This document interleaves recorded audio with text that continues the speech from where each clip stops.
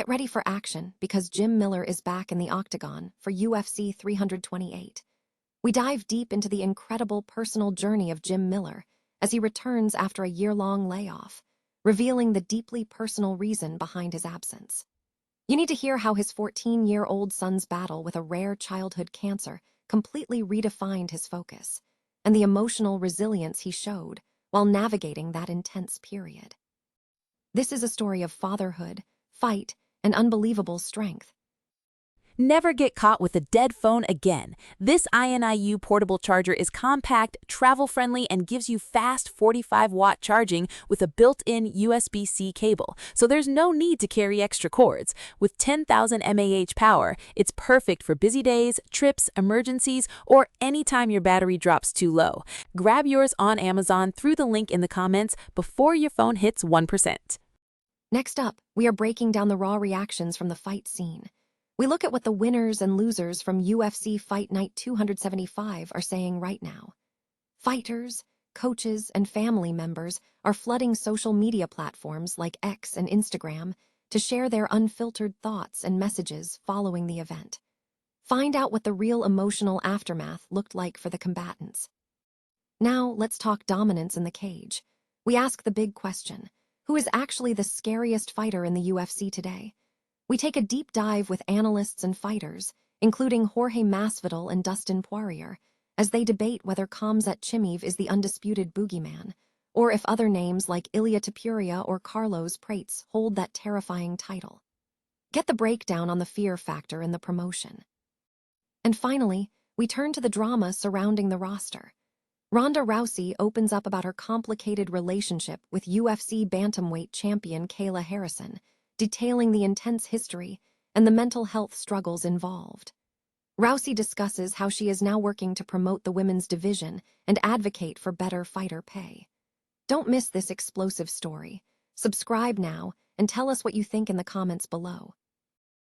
Jim Miller is set to return to the octagon for UFC 328 after a significant layoff, driven by the need to support his 14-year-old son through a serious health battle.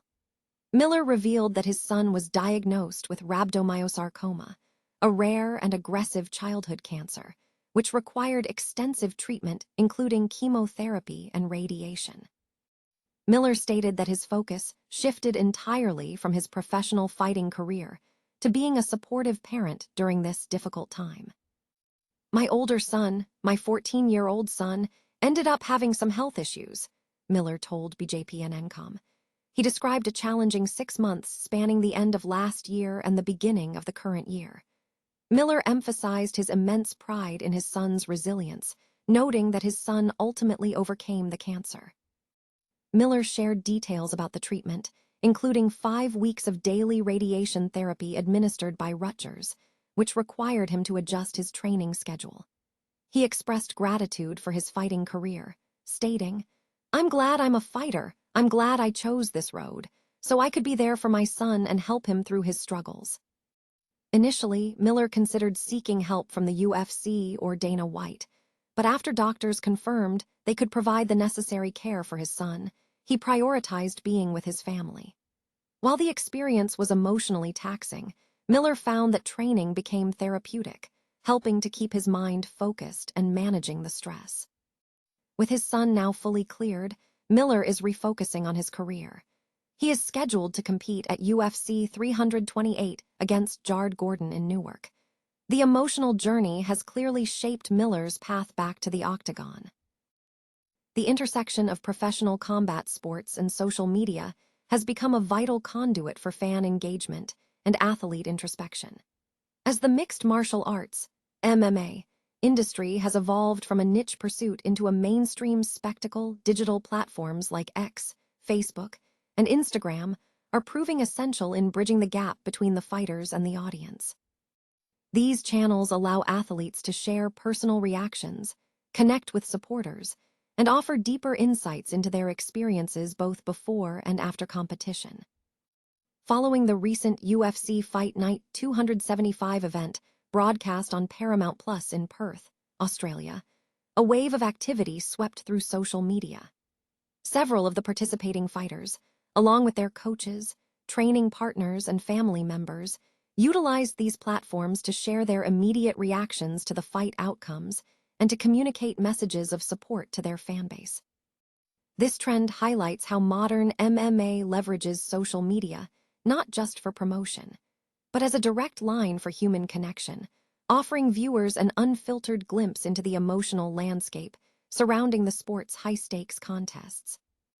The UFC's reigning middleweight champion, Khamzat Chimaev, is set to defend his title this weekend against Sean Strickland at UFC 328 in Newark, New Jersey. While Chimaev has established himself as one of the most dominant and feared fighters in the promotion since joining the UFC, a recent panel discussion on the Paramount Plus show Deep Waters suggests he may not currently hold the title for Scariest Fighter. Hosted by Din Thomas and featuring guests Jorge Masvidal, Dustin Poirier, and Chris Weidman, the conversation centered on who commands the most fear within the organization. Masvidal suggested that Ilia Topuria or Carlos Prates are currently scarier, noting that facing them creates a level of apprehension, stating, "You're going to sniff me, dude, for 15 minutes and not even throw a shot."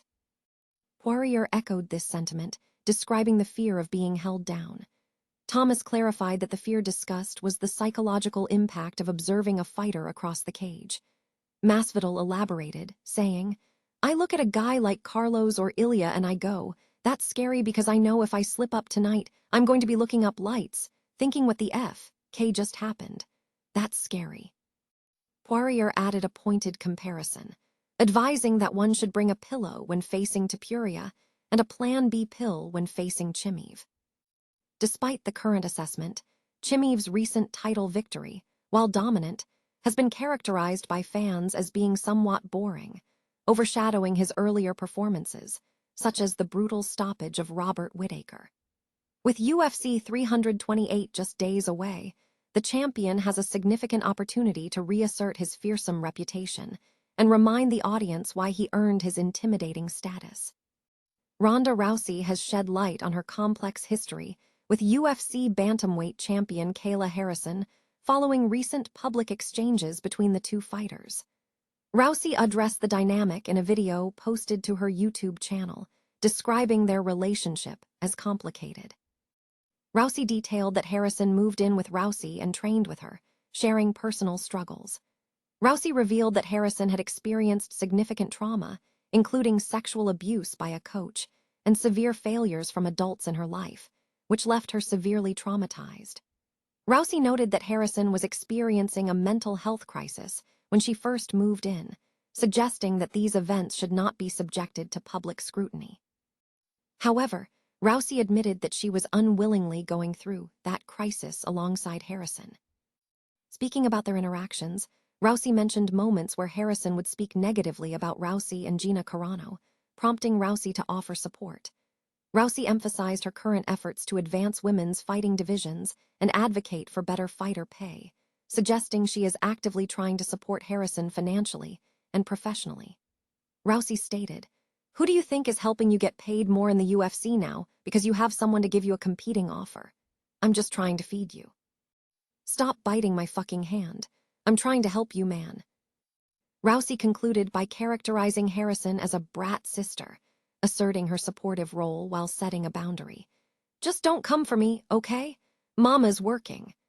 This candid disclosure comes as Rousey prepares for her return to MMA on May 16th to face Gina Carano in the main event of MVP's event streaming on Netflix.